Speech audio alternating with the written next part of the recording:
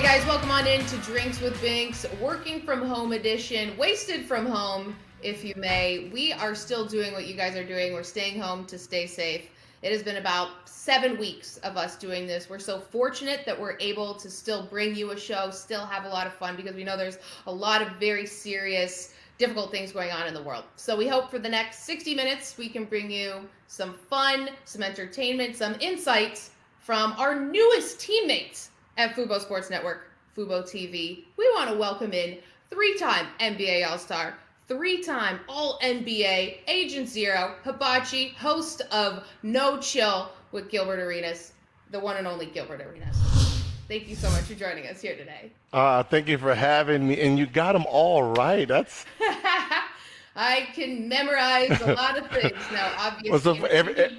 No indirect. Everyone always says three-time All-Star, and I'm like, I want to be All NBA. You know, Yeah, three that's times the All big NBA is bigger than All-Star. But those are still really great things to have. It's like you got to pick and choose, right? It's like you got to get Agent Zero in there, got to get him in there, and then of course now you are a broadcaster extraordinaire, and we're so fortunate to be able to swipe you, get you to come over here to Fubo Sports Network, add to our ever-growing list of shows that we are just pumping out day after day. And I want to wish you congratulations. So we drink on the show, if you didn't get that hint with the Drinks with Binks. And so first of all, I would like to pop a little champagne for you, Gilbert. And your producer, Mike Botticello, for getting on the roster here. And I was like, do I prepare this? No, because I don't want this to pop off. So yes, we are, guys, we're toasting to being able to get a huge name and a huge broadcaster here on Fubo. So You're a professional. That's it. That's to my new main man, Gilbert Arenas. And I have Casamigos. Here we go. Where this is Dwayne Wade and Gabrielle Union's Thanksgiving drink. And they had it ordered, so it's here, and I'm pretty sure it's stronger than what I can take. I'm sure you can take a lot. So I'm usually Malibu, you know, that good stuff. How's that taste? Yeah, it was strong. Yeah, it was stronger. If it's your throat the wrong way, you're screwed. Like you just, yeah. Oh man, you're chasing it. Oh come on, this is a tough start for you here on Drinks with Binks right now. Oh my God. But you mentioned Malibu, and I already had this, so I put it on my shelf for you. That's the good stuff. That's the good stuff. They say sponsorship from Malibu because you like this. Yeah, that's the good stuff. That cranberry and pineapple. Ooh, you feel like you're on the island. Yeah, and it's so sugary. Like, I mean, it tastes good, right? It doesn't taste like this. It's just That's why I like it. I don't like the taste liquor. You could just drink this right now. Fine. I'll put that back on the bookshelf somewhere. But yeah, anyway, so that was a long congratulations to having you on the show. You, and with your new show, No Chill with Gilbert Arenas, you've been doing the podcast version of this for a while. Tell me how just the idea of broadcasting, doing your own show came to fruition. Okay. At first, it was just fun for me just to get out of the house and just interview people and just, you know, voice my opinion and, you know, my knowledge. And I'm pretty sure the first 3 episodes, I said, I didn't like that. Just erase it. Just let's start over. And it was like, no, we're going to put it out anyway. And they put it out and people actually liked it. So that's what kept me going because, you know, the fans was enjoying what I was saying. You know, it's raw, it's uncut, unfiltered. And, you know, when it comes to, you know, telling stories and giving your opinion, being unbiased and truthful hits home more than, you know, being on an ESPN and you got to filter what you're going to say. Because if you have to filter what you're going to say, then usually it's not genuine. Definitely. You know, in a sense. So, you know, so I stuck with it and, you know, here I am now. You can be yourself, and that's great to have just the conviction and the confidence to want to go down that path, because a lot of guys are scared to do that. You know, after they come out of the league, they're so used to being, in a way, handcuffed from what they really want to say because of their teams. What do you notice now, being a broadcaster, that you didn't know about this industry when you were playing? You got to be, you know, you got to be more sensitive to the players themselves, because we all have stories that we can use that gives us the clicks, it gives us the views. But is that in the best interest of the player you're interviewing and the future players? Because you don't want to be that guy that's stirring up the pot so much that you miss out on potential guests. So, I catch myself when I'm interviewing people and they say something, I go back into player mode and say, that's going to hurt you. I'll erase it. So I'll edit out things that I wouldn't, like that someone put out there. So, I do a lot of editing and making sure the player looks cleaner, and I'll be the bad guy in that situation. So, I catch myself a lot like, this can give me a lot of ranking, but it's like, that's not how you secure your athlete. What about if you were to ask a player like, hey, that story you told, I'm going to edit it out, and they said, no, you can go forward with it. How would you feel about that? To be honest, I never tell them I'm going to edit it. I just do it. Because at the end of the day, the only reason, the reason players open up more, because they feel you have their best interest. So, when you're catching players during season, they're more conservative, and it's a repetitive question. I'm going to give you a repetitive answer. And the only time I'm going to give you something real is when you catch me in an environment that I got frustrated and I say something real, which media calls it spazzing. Oh, he just spazzed. Like, no, that was the real me. The other 90 interviews are just fake. So it's like when that player finally gets to be his true self, he gets backlash from it. Now he doesn't want to be that guy anymore. Yeah, that's kind of the catch-22 with you being able to be relaxed with guys, get them to open up, but then they might say something that, as you said, you're sort of like, I don't want them to get themselves in trouble. Mm-hmm. I digress. We got to take our first time out on the program. We'll be back with more shenanigans with Gilbert Arenas, our new teammate. No Chill with Gilbert Arenas coming soon on Fubo Sports Network.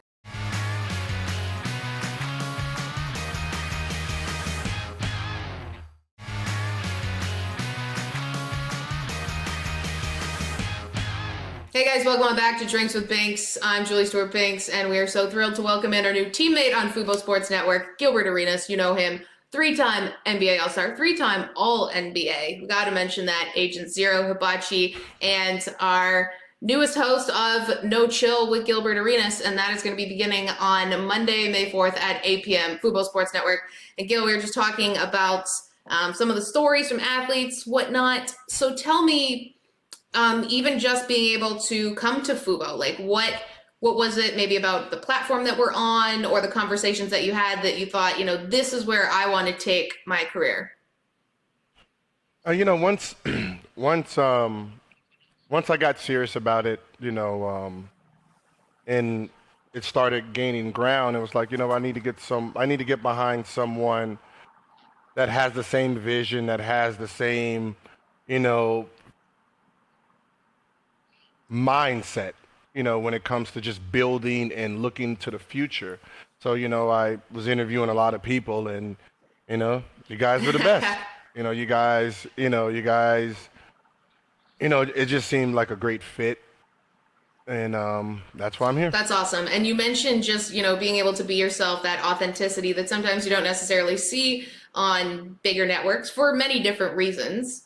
Why did you decide not to go down a path like that? Why did you decide to lean into your personality?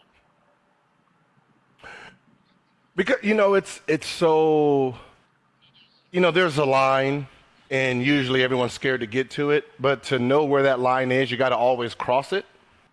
And I love crossing the line, and, with most networks now, Disney, has a few. So with me, I'm the type of person that if I'm going to do an interview, I'm going to look at the words that I can possibly get in trouble for and figure out words I can use that's not on the list, but that still gives you the poke.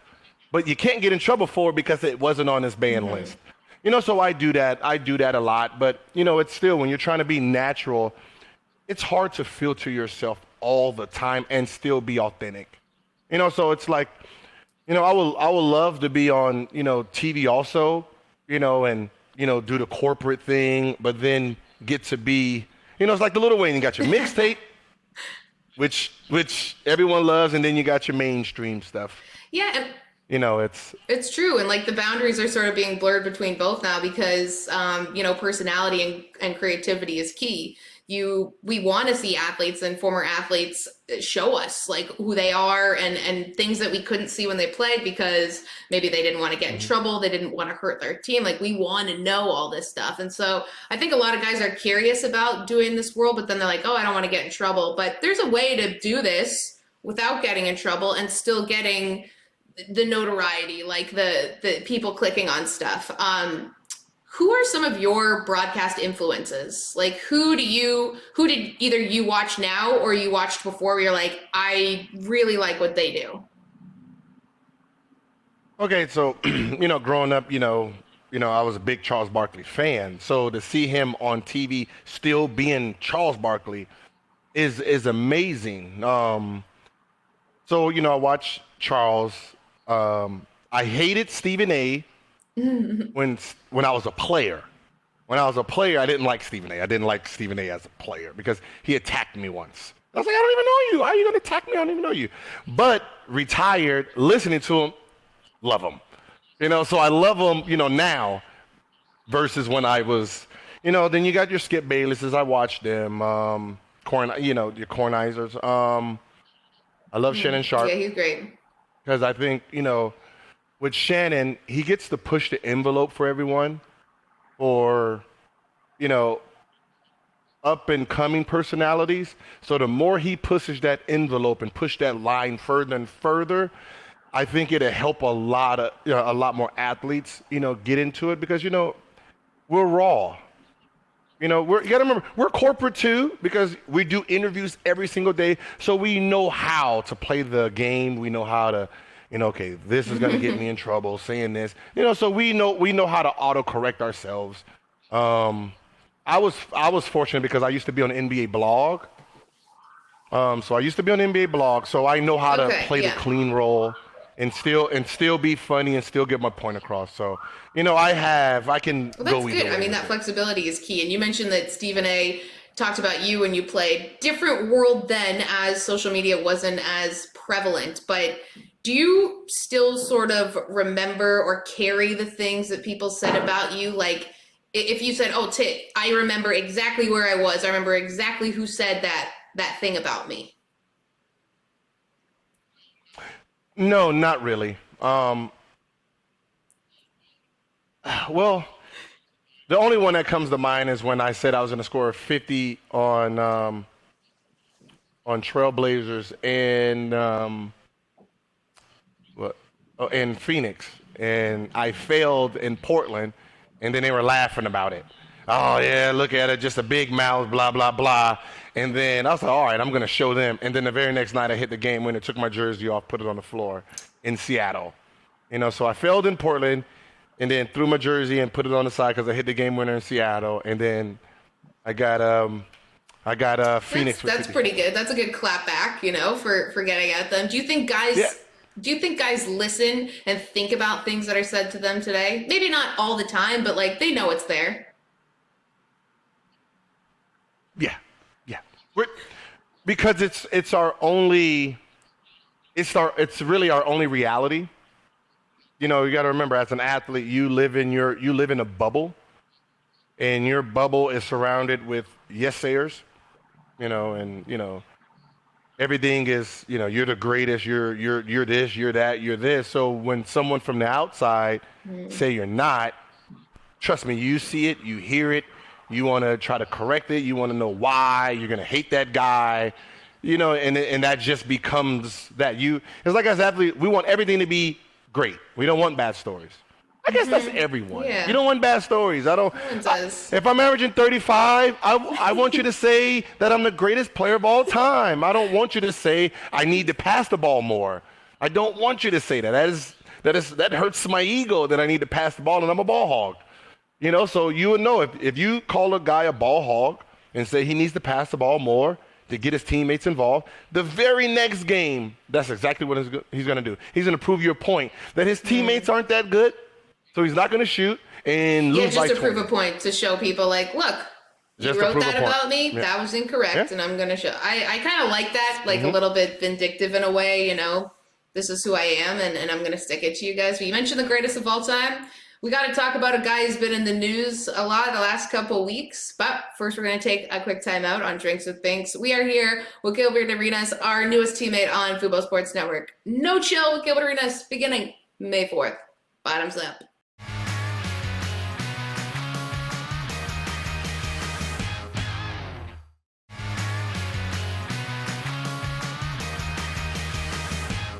Hey guys, welcome on back to Drinks with Binks. I'm sipping on a little champagne, welcoming in my new teammate, Gilbert Arenas. You know him from playing on the court. Now he's a big-time broadcaster. No Chill, Gilbert Arenas is going to be debuting Monday, May 4th on Fubo Sports Network. And Gil, we were talking about your new show, about your teammates, talking with the media, and you mentioned the greatest of all time. Got to ask you about Michael Jordan. He's been all over The Last Dance that everyone has been seemingly watching on ESPN right now. What's your relationship like with MJ, especially as it, pertains to the Wizards and all the days in Washington?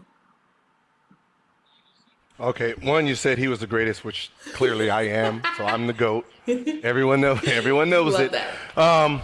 So my relationship started with MJ back in '99. So I go down to Jordan camp. So this is my first time ever leaving really the Valley, which it's Santa Barbara, so it ain't really that far. But going to play against high-level guys like this. So we go down, I'm camp counselor, and at night you play pickup games. So MJ usually has about 5 guys on his team. So it's 5 plus 1 sub. That's all. And then the other 15 to 20 counselors on another team. So since no one knows me, MJ decides to put me on his team. I think the thought process was he doesn't need to shoot the ball, so his team was full of a bunch of it was a bunch of no ones. It was me. Well, it was me, Scalabrini, Sean Lampley, MJ, and I forgot who the other 2 players were. So it was designed for MJ basically to shoot every shot. Okay, so I'm on his team. So I'm on MJ's team. So I'm already excited. Like, oh my God, I'm sitting. So I'm the 6th person. So I'm on MJ's team. I'm the 6th person. So I get subbed in, and I don't think MJ looked at my high school resume, which means that I do not pass the ball whatsoever. Like, I do not even think about passing. I'm touching the ball 3 times before I even think about passing. So I take the first 8 shots when I get in. All money though. So I'm waving MJ off. I'm doing 1-4 flats. I am doing whatever. So, and we have the same team the whole week. The whole week. So it's the same team. So he can't kick me off. So by day 3, I have the whole camp saying, MJ sucks, Gilbert's better. Really? Okay. I'm going to tell you that because I was the fun counselor, I already told the kids to say it. Like, when I start scoring, say MJ you have to. Sucks, That's part of it. So I have the Damon Wayne kids, I have Little Romeo and the Masterpiece. So I got all those kids just screaming it, and I'm in there getting buckets. I was scoring like 40 a night. So I think what MJ seen was 6 o'clock in the morning, I'm training. I'm training during council breaks. At lunch, I'm training. After the game, I'm training. So I think he's seen the determination that I had. And I remember he said, "You remind me of a player on my team." And no discredit to the player, but when he told me the player's name, I was really pissed. So he was like, yeah, you remind me of this player, that played with me. And I'm like, oh, Scottie Pippen? Yeah, I'm Scottie, yeah. He was like, Randy Brown. And I said, who? He's like, Randy Brown. What do you mean Randy Brown? Like, you're talking about, first of all, I'm scoring 40 a night against high level. All those guys is ranked. You got Darius Smiles, you Quinn, you got all, these are #1 guys. They're in college too. And you're calling me Randy Brown like I'm some defensive guy? What the are you talking about? Now I'm never passing you the ball, basically, is what my mind went into. So I was sitting there like ISO and MJ out of here, Randy Brown. I'll show you Randy Brown. And I think he just 100% did that. 100% he did. Knowing what we've seen of him now, he was doing that to get in your head. Yeah. So he asked me, he's like, yeah, you're going to Arizona. And I was like, yeah, I'm going to Arizona. They're going to redshirt me my freshman year. And then I'm going to do he's like, they're not redshirting you. I'm going to talk to Ludolson. And then there was an article came out that MJ talked to Ludolson, said he had a diamond in the rough. And most likely I'll be playing big minutes. Wow. And it happened. So, because of my work ethic, I think MJ, took a hold of me, from my high school days. So fast forward, my son goes to MJ's camp. And out of all the kids there, he picks my son to do the shooting for the kids. Because he's seen them working out and doing that. So, MJ allowed the kids to get an autograph. So my son shows up with wizard gear, his wizard gear that I gave him. So he shows up with, and MJ looks at it and says, hey, who gave you this? He said, my dad. He's like, what's your name? He said, my name is Elijah. What's your last name? Arenas. He said, Gilbert, your dad? He's like, yeah. He's like, what else did he give you? He's like, so my son goes into his bag and grabs all of MJ's stuff and he just signs it off for him. He said, tell that boy to come up here when if he's around. Wow. So my son called and said, MJ said, come up. So I come, we start talking, and then we talked about the big three and all that stuff. Okay, there's a number of things I want to ask you about there. First of all, you seem to be pretty confident in yourself when you're, coming out of high school and you're talking to MJ, getting kids at a camp to sort of like cheer against him, #1, but also then to decide to, shoot all the time after this guy's won at that time, however many championships. What is that about your DNA? Were you not nervous at all around MJ? I wasn't nervous because he was on my team versus him being the opponent. So the fact that I have MJ, we automatically are going to win because it's MJ. It's MJ versus the rest of the crew. So from there, it was just free play for me. Worst case scenario, we get down 20, give it to MJ, MJ fixes it. So me, it's like, I don't know who these guys are. They don't know who I am, so I have the advantage. But even just deciding, that's just you're how I going to used take it. the shot over him. Like, this kid, as you meant, you described your guys' team as sort of some nobodies and MJ. That's a lot of confidence for a young kid to have around a guy like that. Well, confidence comes from preparation anyway. So, seeing myself in that situation thousands of times. I mean, no matter what team I played for, if they just put me on a team, you put me in, I'm shooting the ball every single time. You're going to have to, if you don't want me to shoot, sit me on the bench. And that was my motto. So, I was privileged in my area because in my area, the Valley 818, I'm the first, Gail Goodrich is the first NBA player. In my day, I'm the first NBA player that lived there, raised there. So I'm the first NBA player from my area. So I was already an NBA player in my mind, and now I'm just letting everyone know it. Even when I went to UCLA, you have Paul Pierce, Baron Davis, they're NBA players, and I'm a high school kid, and I iced them out. And my logic was, what did you average in high school? 28? Ha! So at the same age, I'm better than you, bro. So shut up. You know, that That's was good. Yeah. that's how I looked at Okay, it. you going. That's how I looked at everything. I looked at it like, oh, at the same, yeah, I know where you are now, but at the same time and point, I'm better than you. So therefore, I'm going to be better than you when I'm at your age. Yeah, too. that's So a good like relax. spin zone for you mentally, even if they're in the NBA and you're in high school. It's a good bar to measure. But You know, I love the personality. I love the stories with that. And I have more questions I want to ask you about that era and about MJ, but we got to take a quick break. We're drinking and binking with Gilbert Arenas. It was our new teammate on Fubo Sports Network. No Chill Gilbert Arenas coming Monday, May 4th on Fubo Sports Network. We'll see you on the other side, guys.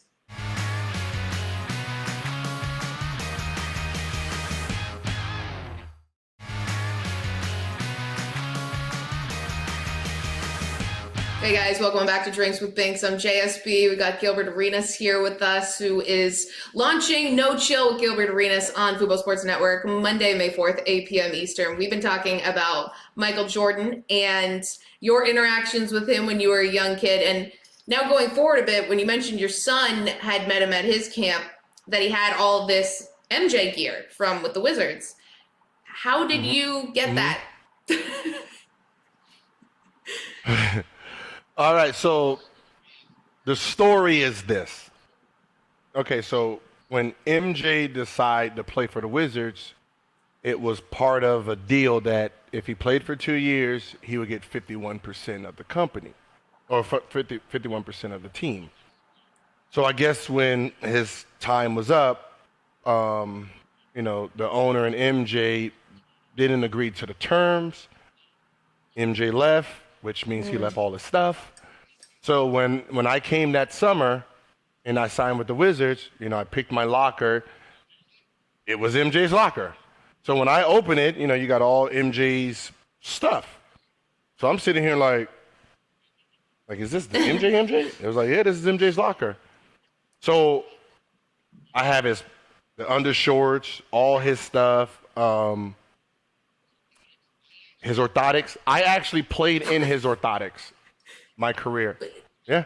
So his orthotics, MJ's orthotics, I put in my shoes and played. For how long? Like, wouldn't that be odd if they weren't fit to your feet? I played until I got hurt, which was from 2003 to 2007. And they fit you? Yeah. Because I think he was a 14 it was like a 14 on one side and like 13 and a half. So he just trimmed it to trim the 14 for and 13. Works. And yeah, it was MJ, so I had the power of MJ Literally. in me. Did he ever come back? Yeah, and then I saved him. He didn't come back looking for his stuff? That was a no. No. But when my son showed up, he knew where it came from. So he knew who had it. So like even like stuff from 1990, I still have. Yeah, so that's pretty impressive that you still have it now. That's got to be worth something. I mean, there's no value to, I don't even like friendships. That's one thing that I can really like say that, when it comes to who's the greatest of all time, there's always three names thrown out: Jordan, Kobe, LeBron, right? And for me, I had a personal relationship with all three. That just says something about my energy for me. My energy and the work ethic and the things I did, caught the eye of those three guys where we have a connection. So that's more than, a signed autograph. Even though, I have like 35 LeBron items. You just got a whole collector's item, Yeah. collector's the box of everything. So Yeah. on those three guys, Yep. what is the biggest difference personality-wise on and off the court between them?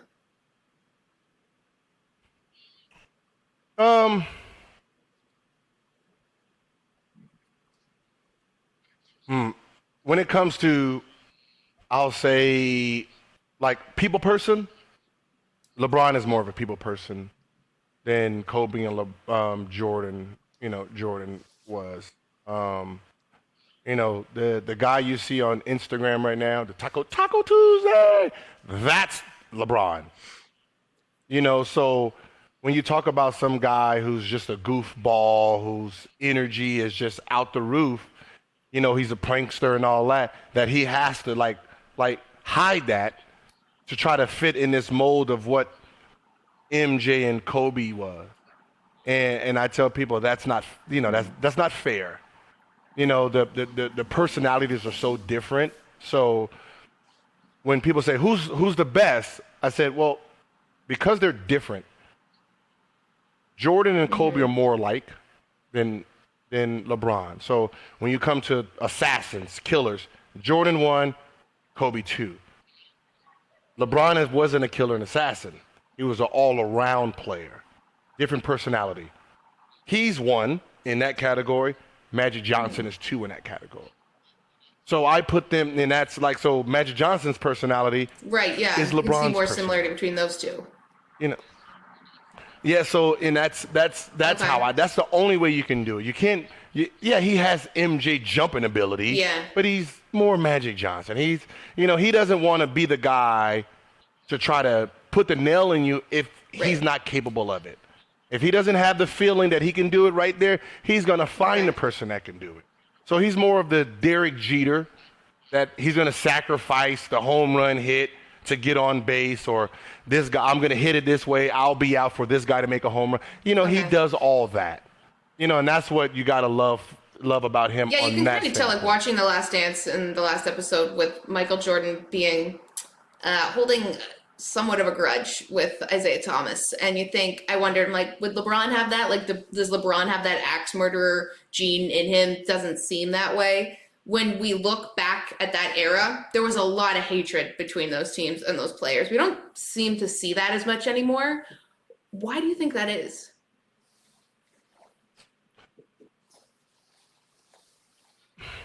Because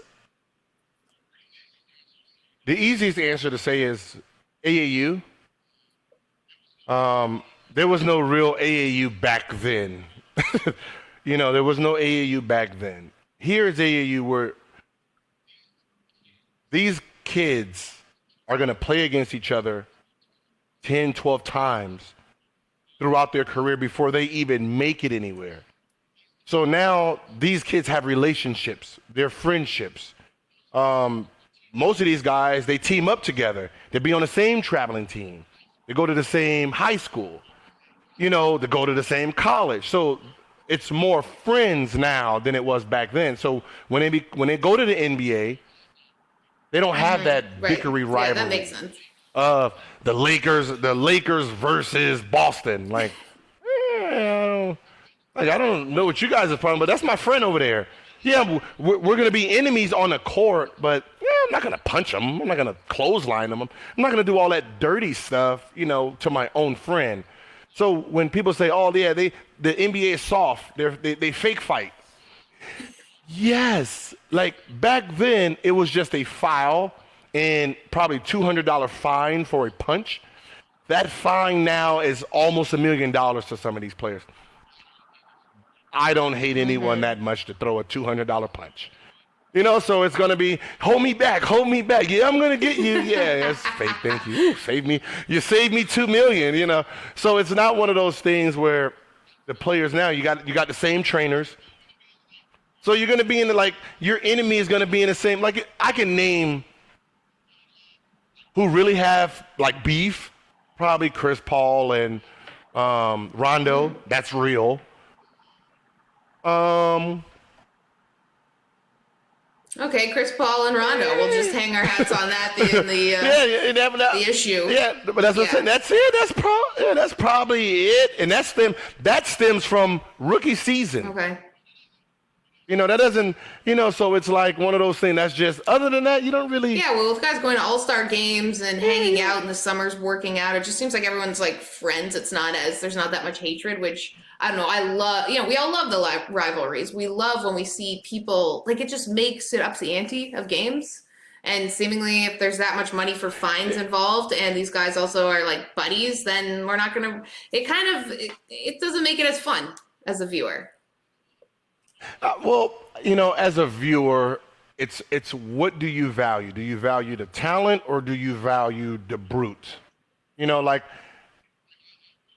I really wanted to go on Instagram and say, hey, can I ask a question?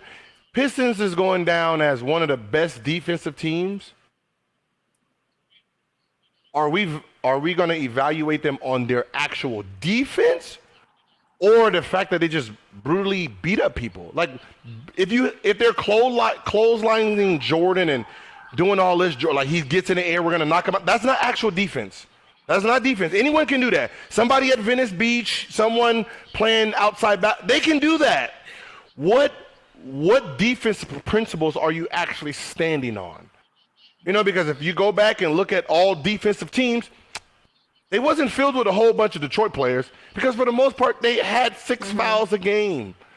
So when you look at history of the best defensive players, they didn't foul. The principle of defense is I'm legally stopping you without breaking the rules. Right. So, you're not going to have Joe Dumars clotheslines and everybody. That's all the sorry people. That's all the players that can't play basketball. They have no talent. And that's what when people asked about the 80s and 90s, I said the problem back then is it was less talented. So you had 6, 7 guys, 305, just when you drive in the lane, they clotheslines you for 6 fouls. That's not talent. Anyone can do that.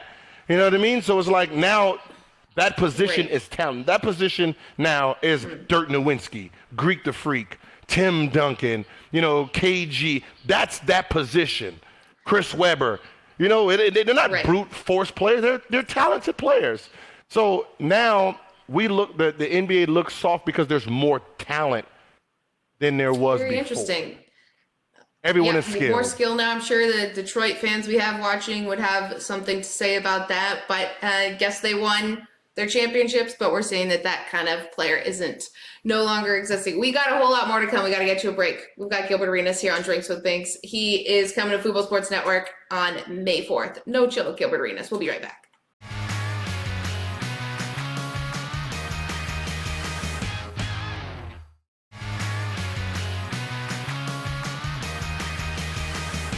Hey guys, welcome back to Drinks with Binks. I'm JSB. We've got Gilbert Arenas here with us today, 3-time All-NBA All-Star for the Washington Wizards. And he spent many years with the Wizards and now is a broadcaster with us. But I got to ask you, you're one of the best players in franchise history for them. But it would be remiss not to mention that a lot of your reputation from that was sort of overshadowed by the handgun incident that happened. Like, what role did that play in your life?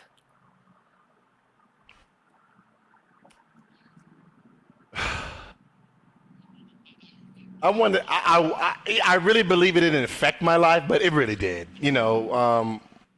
Because no matter, I said it back then. You can do 100 things right, one thing wrong, and everyone only wants to stick to the one thing wrong. So, I remember watching Metta World Peace win a championship. And they're talking about Metta World Peace as a champion and still brung up the incident in the palace.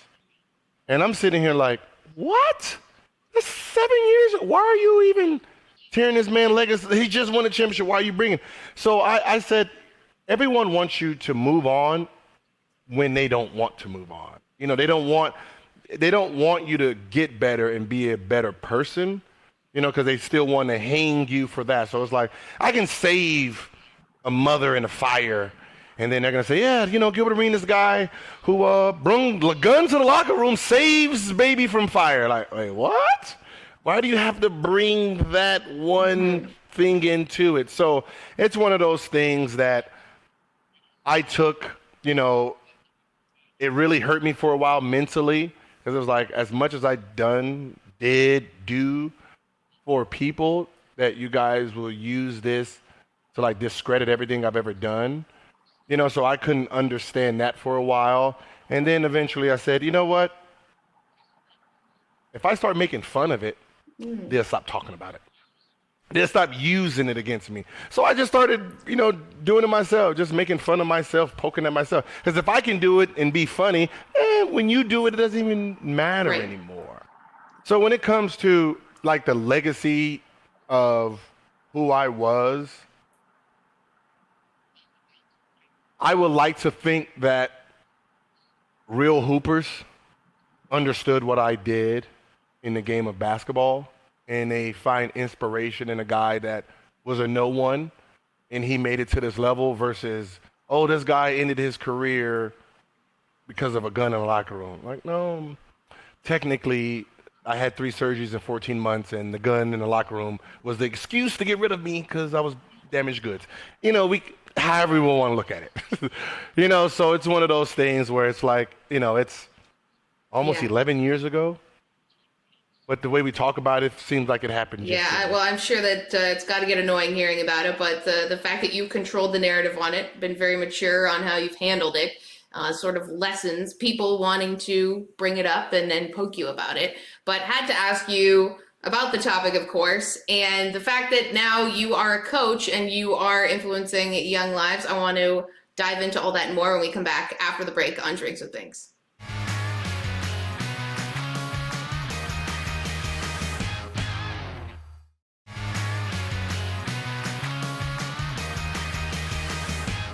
Hey guys, welcome back to Drinks with Binks. I'm JSB, and we are drinking and toasting to our new teammate here, Gilbert Arenas. You know him from the court. Now he is, of course, a broadcaster, and he's telling the truth, being authentic. New show airing on Fubo Sports Network, Monday, May 4th, 8 p.m. You don't want to miss it. If you've been watching and enjoying this show, I can only imagine what other great stories and insight he will have on Monday and for the rest of time, because we're going to be doing this forever. That's sort of how this goes at Fubo. I'm not sure if you knew that. But we have a lot of fun as we are drinking on the show. I've got some champagne toasting you, and you've got a little Casamigos.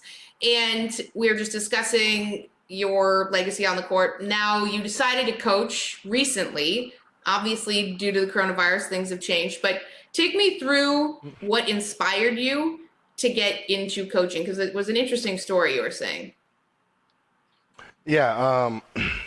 So, with coaching or with just having kids in the AAU circuit, you're gonna see the Corey Benjamin. You're gonna see my whole era of basketball. Kids are playing against each other. So we're at the gym, and Kobe's Mamba team is there. So go shake hands and and then he tells his daughter, "This is the motherfucker that scored 60." I'm like, "Can you believe that shit?" So he introduces me to Gigi. And then, we're just talking about the kids. I said, "Yeah, my daughter's over there." And then he was like, "Can she shoot like you?" I was like, "Nah, she's more raw talent, kind of lazy, but really gifted." He said, "Yeah, you can teach lazy and you can teach shooting. So don't even worry about that." He said, "So what are you doing now?" I was like, podcasting and, just chilling. I was like, "Why aren't you coaching?" I was like, "Yeah, I don't want to deal with parents." He was like, "But it's the future. The kids are the future. Take all that knowledge you have, you've seen, you've studied, prepared, and put it into the future. If I knew what I knew now back when I was a rookie, oh my God. Yeah. How much, I had to learn on my own. So now, it's our job to give it to them earlier. So coach." Right. I was like, "Oh yeah, I'm a coach. Yeah." All right. And then week after week, have you started coaching yet? Yeah, I talked to the coach about it. I'm lying. And then, just, for almost a year. And then I woke up, it was Sunday.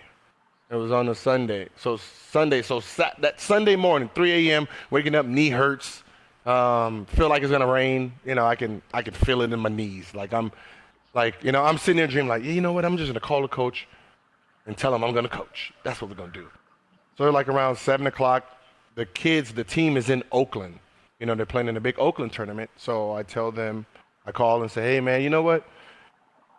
I think I want to coach." you know, and he's like, you serious? I was like, yeah, you know, I think I'm going to do it. You know, I'm always there, you know. I mean, I know I don't like the parents because parents think their kids are all great and they suck. So, but, you know, I can get past that. It was like, well, shit, you know, run down the list. And we start going over the list of the players I can possibly have and do all this. And, you know, and there we go. And then an hour later, you know, I get the tragic news. And I'm like, you know, me, so I'm trying to, like, what does this mean? Like, the day I decide that the one person that hounded me of coaching, I decide I'm going to coach that day, and that happens. You know, so I was, you know, I spent weeks trying to figure out, like, what is this? You know, it's like one of those things where, you know, it can really hurt you mentally because it's like, that isn't supposed to happen like that. It's supposed to happen like I see him the next time, and my team is coaching against his team, and you know he wanted my daughter to play on his team, and the only reason she wasn't playing on the team at that moment is they practice every day in Orange County. We live in the Valley, so she would have to leave the Valley after school, go all the way there, which they start at 7 to 9. By the time she got back home, you know, it's 11. And I just thought that wasn't, you know. Yeah. You know, that was going to be hard for her. She's on the team now. Yeah. Oh, well, that's... You know, so she makes the drive, and she's on the Mamba team. Well, both of you influenced by him, and it is tragically poetic in an odd way that happened on the day that Kobe died. And I'm sure that, as you mentioned, the feelings that you had and just the gravity of the situation that somehow you're involved, you know, your feeling has got to be really difficult to deal with, but at least you can kind of know in some way that you're carrying on the things that he told you to do. And I'd love to be able to talk more about this with you, but unfortunately we're out of time. So luckily enough, we've got plenty of time on your new show, and I'm sure that everyone will hear a whole lot more about that. We will take a quick break, and then we'll say goodbye after this.